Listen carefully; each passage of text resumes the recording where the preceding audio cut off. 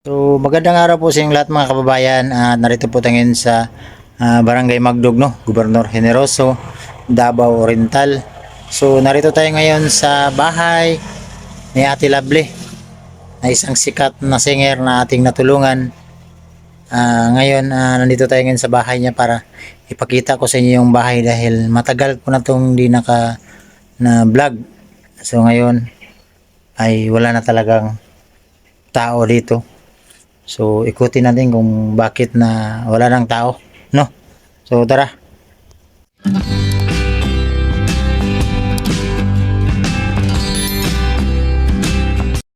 So, ayan, no? May sinilas pero wala ng tao. Ayan, nakalock yung bakahan nila. So, wala ng tao dito.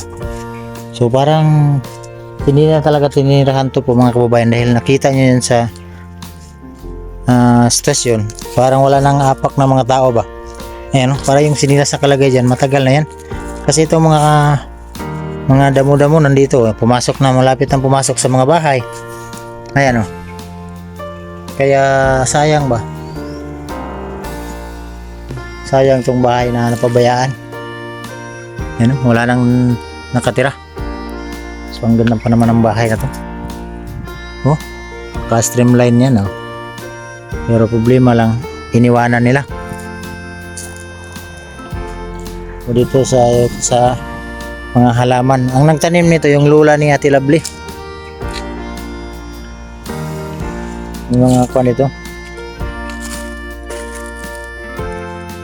mga bulak at saka may balanghoy pa sila dito. Ayun, may balanghoy dito. Laki na ng mga balanghoy. At wala na talagang tumira kasi kung may tumira, siyempre malinisan pa yan dyan. Kado nito baka pasukin ang ahas tong kwan bahay. Laro na tao.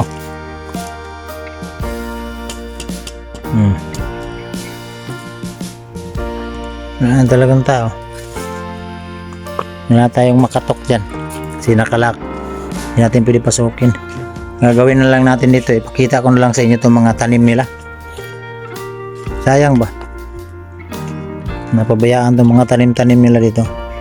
Kasi yung vlog ko napuntahan ko na to, inikot-ikot ko na kaya dito, pero maliit pa itong mga tanim dito. Ngayon mga malalaki, no? Sayang yung mga sitaw dito. Ito mga sitaw, sayang ba, ano?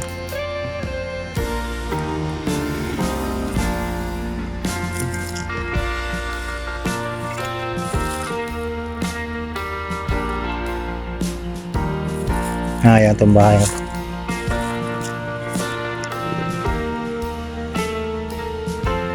At may nagsabi kasi sa akin yung nakatira dyan, yung bahay na yan, may nakita silang ahas dito ba. Ayan, may nakita silang ahas daw dito. Kaya pinuntahan ko ngayon para malinisan sana, kaso lang mainit.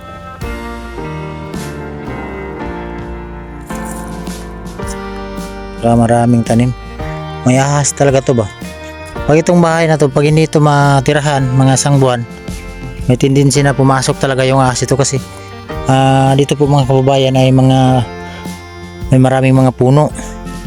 Ayan, nakita niyo yung mga puno na yan. So pwede ito tirahan ng ahas tong bahay.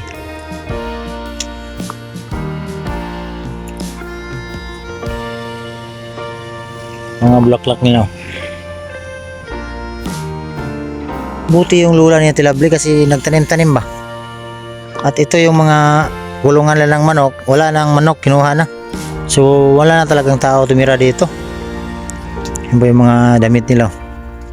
Itong tubig matagal na siguro to, kaya nawala talaga ako ng gana sa mga ano ng bahay na to kasi sayang. So dito pa tayo para makita nyo ba. Itong ano to ni nanay, kulungan ng manok.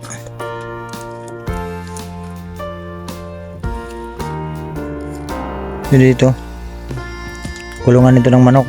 Ayan. Maraming manok si nanay dito ka. O ngayon wala na dito. Ayan, wala nang manok sa loob. So ito yung delikado sa mga ahas. Kaya nagsabi yung tao kanina sa akin kahapon, may nakita daw silang ahas dito sa labas. Baka pumasok dito sa bahay ni Ate Lovely. Ito yung kusina nila. Yung CR. Wala na rin mga gamit nila dito. Ayan, wala na mga gamit. Ito na lang. Kasi marami mo itong plato dito. Ayan, wala na. Abuhan lang yung naiwan. Sayang kong bahay. At hindi na mapasok kasi sarado. Ayan. Palak.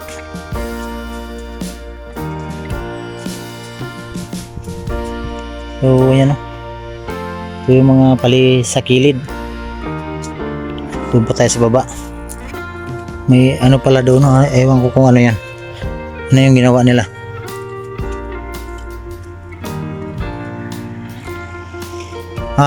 Ano ng sitaw. Parang bahay-bahay ng sitaw, ayan o. Yung parang bahay-bahayan yan. Ano pala yan? Lagpanan ng sitaw ba? Para makapitan niya. Ganda pa naman sana itong bahay na to. Sayang ba?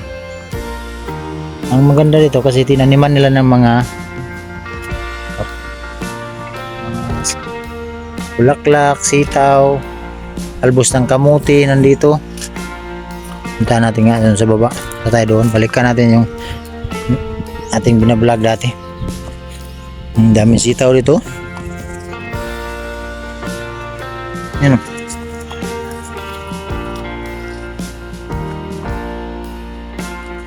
Sayang to dito.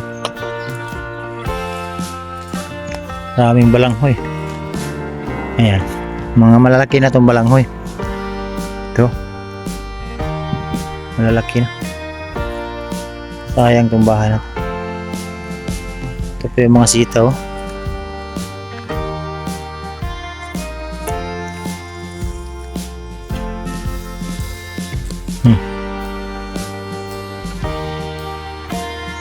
Yung talbos ng kamuti. May kalamunggay pa dito. Kaso lang wala ng dahon. Dahil sa init.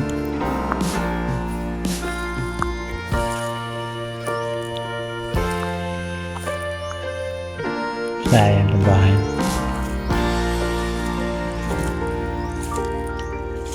Ewan ko kung Ate Lovely bakit iniwanan niya to. Sayang.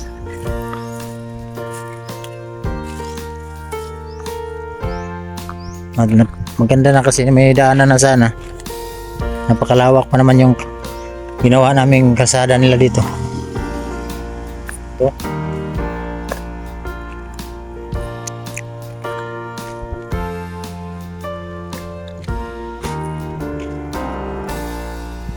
Yan yung bahay oh.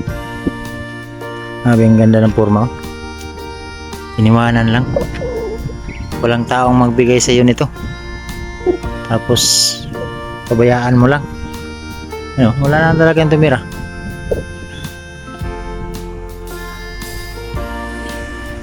Si nanay kasi mga kababayan, may anak siya na parang nakakaangat sa buhay. Sila doon sa bundok. Ang nabalitaan ko, yun yung nabalitaan ko sa kanila. Tapos yung mama ni Ate Lovely, kasi nga lumaya si Ate Lovely, hindi nagpaalam, parang naiwan doon sa dito sa lugar nila Ate Lovely. Si Ate Lovely pumunta ng Manila, parang hindi na nakasama yung mama nila. Kaya ang nagsama ngayon doon sa bundok si nanay, ang mama ni Ate Lovely at saka si nanay. Kaya tong bahay napabayaan. Kasi parang binigyan sila ng kuan ba? Kabubuhayan. Kaya mabuti yung mama ni Ate Lovely tumulong sa mama niya. Kaya silang dalawa ngayon doon sa bundok at si Ate Lovely nang doon sa Manila. Itong bahay ay napabayaan. So sayang, no? Sayang yung bahay na binigay ng ating napakabait na mayor na si Mayor Juanito Culo Tinojales. siya po yung nag-message sa akin na tulong nito. Sabi niya, tulungan kita na ibigyan mo yung bahay si Lovely Emboscado, kaya nabahayan to. No? So may ambag din tayo dito, sayang masayang. Kaya sana Ate Lovely, kung mapanood mo tong vlog na to, sana pag-isipan mong mabuti kung ano yung para sa kinabukasan ng mga anak mo, no? So yun po mga kababayan, at dito nga ako ngayon sa bahay na Ate Lovely. Ako lang yung nag-iisa ngayon dito, so wala akong cameraman, ako lang nag-iisa kasi may nabalitaan ako kahapon, yung kapitbahay nila dito, yun doon sa kabilang kalsada. Nag-usap kami, sabi ko na kung nandito pa ba si nanay, natulog pa ba dito. Hindi nila permanente nakita dito si nanay, kasi si nanay parang doon sa bundok ba, doon nagtanim ng mga nyog, mga saging, kung ano-ano nang tinanim. Mabuti yun kasi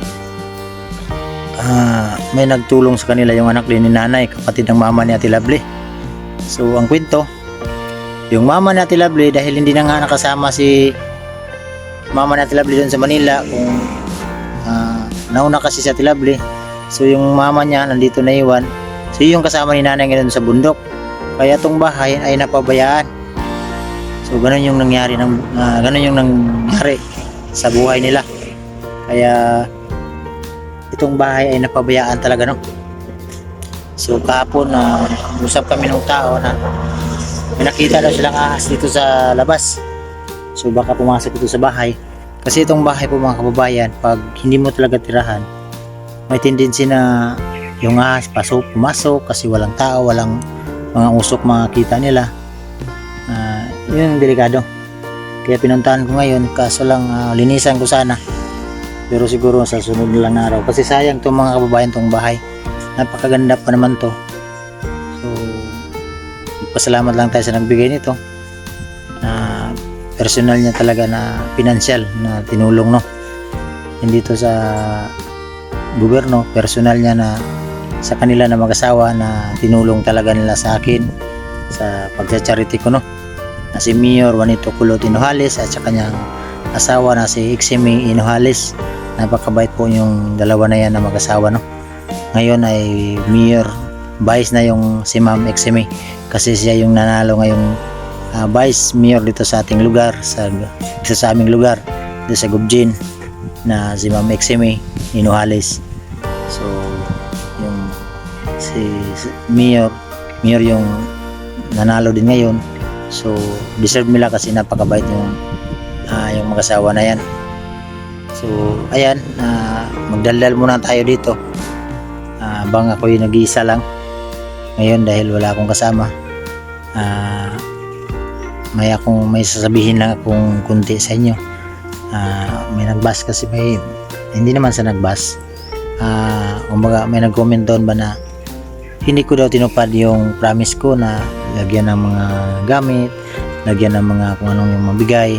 Ganito yan, nung time kasi marami akong narinig na balita sa mga marites dyan sa mga paligid, although hindi naman tayo na nakikinig sa kanila, kasi bakit nakikinig naman tayo sa kanila na hindi naman sila yung tinulungan. Pero sa akin, may tao talagang personal na lumapit sa akin. Kung pwede, wag na lang, kumbaga hindi na lang ipagpatuloy yung mga gamit ba, kasi sayang, talagang natotoo. Kasi tulad ngayon, kung bawa may mga gamit sila dito, pabayaan, so ayun, iniwanan nila.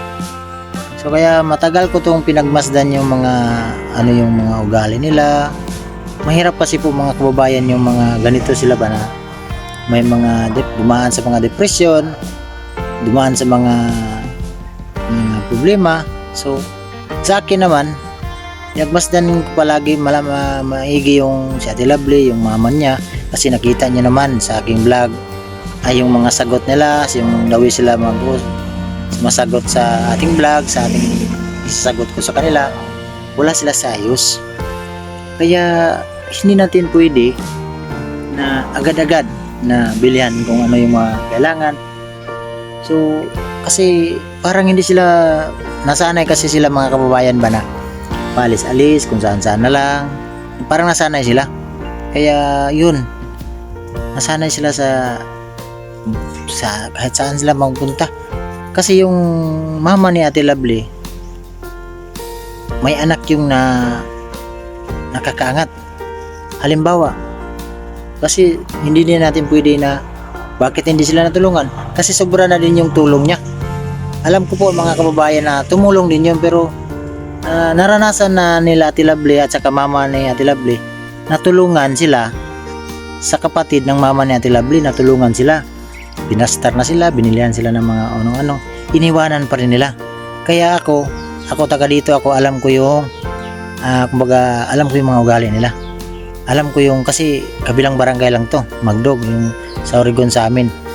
Pinagmasdan ko palagi yung ano yung, hindi talaga ako nakikinig sa mga marites, kasi yung marites, ang hirap kasi ng Pilipino, tulungan, sirain. Pero yun, minsan may maninira na tama. Kaya ganito yung nangyari ngayon. Ang pagpanira sa kanila, yung natutuo, na wag mo na lang ipagpatuloy kasi ganun, ganyan. Sayang din yung mga matulong mo. So kaya diyan ako kumuha sa side nila, kasi tinulungan na sila nung time na hindi ko pa sila na vlog. Para maliwanag lang ba, hindi ko pa sila na vlog, natulungan na yan ng anak ni nanay, kapatid ng mama ni Ate Lovely. So ganun pa rin, palipat-lipat, paalis-alis, binigyan ng mga bigas, kung ano pang bigay, iniwanan pa rin, binigyan na ng magandang kabubuhayan, iniwanan pa rin. Kaya sa mga taong hindi alam ang buhay ni Ate Lovely, ako mismo alam ko yung ugali nila. Kailangan natin kumbaga tayo yung mag-adjust. So mahirap naman na tayo yung mga palaging nag-adjust. Ilang beses ko lang sinabi na nakita nyo sa aking vlog, na ilang beses ko na sinabi na ate, huwag niyong iwan yung bahay. Ate, kung ano yung pangailangan nyo, nandito lang ako, tumulong sa inyo. Pero hindi po rin nakikinig. Kaya hindi ko pinagpatuloy itong mga, ang promise ko kasi sa kanila, yung mga mahigaan naman, may mga katrima yan dyan. Yung TV at saka yung mga upuan nila, yung mga ano pa dyan mabigay natin. Hindi ko na pinagpatuloy kasi yung naranasan nila doon sa kapatid ni Ate Lovely, yung tinulong ng kapatid ni Ate Lovely, ginawa pa rin nila dito sa amin, sa atin na manonood. Kasi kayo, nakatulong din kayo, kasi alam ko sa maraming nakapanood to sa kwento ng buhay ni Ate Lovely, kasi ilang part na to, parang basta ewan ko kung ilang part na to. Alam natin naman sa part 1 ito umabot ng 1.6 million views. So si Lovely sikat talaga, maraming nakakakilala. So ito, masagot ko lang sa inyo bakit na at least ba nasagot ko kayo na gano'n ang nangyayari sa buhay. So mahirap naman, nagbigay tayo. Alam ko kahit sino naman, halimbawa kayo dyan na nanonood, magbigay kayo tapos hindi nyo, parang walang halaga yung pagbigay. Alam natin na ang pagbigay natin, maliit o malaki, may Diyos na kakakita sa atin. Pero importante naman, kasi pinagpawisan ng nagbigay, hindi pwede na hindi natin nalagahan, no? So yun lang ang masagot ko, dahil na may nag-comment doon na Nonoy, puro ka na lang salita, wala ka namang nabigay dyan, hindi mo naman kumbaga hindi mo tinutupad yung na promise mo sa Lovely. So ito, sinabi ko na sa inyo na matagal kong pinagmasdan yung mga ugali nila. So mahirap, tulad na lang ni ito na lang, sample na lang natin si Mang Ili. Alam ko maraming nakakilala ka Mang Ili, kasi kasama namin yan. Si Mang Ili, ilang beses na niya tinulungan si Gia, pero mahirap kasi po mga kababayan talaga ang tulong, kumbaga yung dumaan sa mga depresyon, dumaan sa mga may mahirap. ikaw yung mag-adjust, ikaw yung ano ba, hindi mo alam kung anong gagawin mo, ikaw yung, ewan ko, yun ang nangyari. Kaya mabuti sili kasi alam mo naman sili, maraming mga ano yan, maraming mga sponsor. Sa akin hindi naman marami ang sponsor natin. Ano lang tayo, kung ano lang yung kaya, ano lang matulong. So importante charity yung dyan tayo nakalinya, kung ano lang yung makaya natin, no? So matagal tayo hindi kapag-vlog dahil wala tayong, yung mic ko nawala, tapos masama yung panahon pa dito, may bagyo, tapos yung ang problema number 1 talaga to sa amin yung kuryente, wifi, yun talaga ang problema. Kaya pasensya po talaga mga kababayan, yung ating mga followers, ating mga subscriber, ating mga tag-suporta, bakit hindi ako na minsan araw-araw nakapag-vlog dahil wala talagang kuryente dito, no? So ayan na, so marami na tayong daldal para tayong ano dito, tangkawin tayo ng ahas dito sa likuran ko. Pero wala pa man siguro kasi wala mang magpasukan yung ahas, kaso baka makyat doon sa bubong ba, ayun, no? Kasi may mga butas dyan, no? Pero sige lang, baka makapunta si nanay, puntahan, ilinisan ko tong loob. Mabuti yung paglinis namin dito, andito si nanay, tapos pati yung loob linisan natin, no? So again, maraming salamat sa mga taong tumulong nito, siyempre sa ating mga supporter, sa aking mga subscriber, sa ating mga charity viewers na patuloy pa rin nagsubaybay sa aking channel. Taos puso po akong nagpapasalamat sa inyong lahat, dahil kung hindi dahil sa inyo ay wala talaga akong ano. Lalo na sa napakabait nating sponsor na tumutulong. Abangan nyo sa aking channel kasi nagpaabot siya tiying ng mga pambili ng bigas para itulong sa ating mga kababayan, yung ating mga scout na nangailangan ng tulong. So abangan nyo sa aking channel dahil may bigas tayong pamigay sa mga taong nangailangan. So pasalamatan ko palagi talaga noon na napakabait na sponsor na si Atiying, dahil hanggang ngayon kahit na may mga pagsubok siya sa buhay, yung mga may pagmangkin niya, mga pinsan niya na nangailangan din ng tulong, pero nandyan pa rin siya na tumulong sa atin. Napakabait talaga na sponsor yan, si Atiying, no? So ate, so salamat sa imong tabang. Bisaya kasi yung ating sponsor. Atiying, salamat juga sa imong tabang te na maskin napakay mga relative na tabangonon, pero nalang japong kanan ni tabang sa kuha. Salamat kay te na punta ako ang yampo na mailang lawas yung kuryente, no? So si Atiying po ay palaging nag-overtime, nagtrabaho, minsan kinakausap yan, papunta na ako ng trabaho. Napakabait talaga. So palaging, kaya ipag-pray po natin si Atiying na sana ay safety palagi yung paglalakad niya, pag trabaho, kasi siya yung nakakita sa ating mga kababayan na nangailangan ng tulong. So Atiying, salamat. Napakalaking tulong talaga ni Atiying sa akin, no? Lahat naman ng mga sponsor, napakalaking tulong nila. Tita Marisa Escuadro Salim, salamat tita. Nila Tita Denya Bele, salamat tita. Kang Tita Edna, thank you tita. Tita Ed. Kang Tita Dens, siyempre kang Tita Igorota, kang Ate Mili, kang Ate Joy Baros, kang Tita Pilisa, sa magkakapatid, kang Ate Kyo, thank you po sa inyong lahat. Sa Anonymous, mga Anonymous, sa puso po akong nagpapasalamat sa inyo dahil palagi kayong nagre-reply sa time na mag-send ako sa inyo ng mga link. Thank you po. Salamat talaga sa inyong lahat, no? Sa inyong pagsuporta. Lahat ng mga sponsor, maraming salamat. Nila Ate Grace, salamat Ate Grace. Thank you po. Manila Tita Marisa, si dalawang Marisa yung sponsor natin. Lahat ng mga sponsor, inulit ko, thank you sa inyong lahat. Sila Anonymous ng Asuncion, thank you po. Hindi kasi natin pwede sila kalilimutan kasi sila yung tulay na bakit nung time na nag-vlog tayo, bakit naabot natin yung 100,000 subscriber, ano. Kang ano pala, kang Ate Ruby Magkawan, kang Ate Tita Virginia, thank you po sa inyo tita sa nagbigay nito. Kang Ate Rosemary, ayan si Ate Rosemary, thank you po Ate Rosemary. Siya po yung sponsor ko, first sponsor ko na umabot tayo ng 1.6 million. Siya po yung sponsor ko doon, nagbigay ng bigas at saka grocery, at ito pa yung damit ko ngayon na nasuot, no.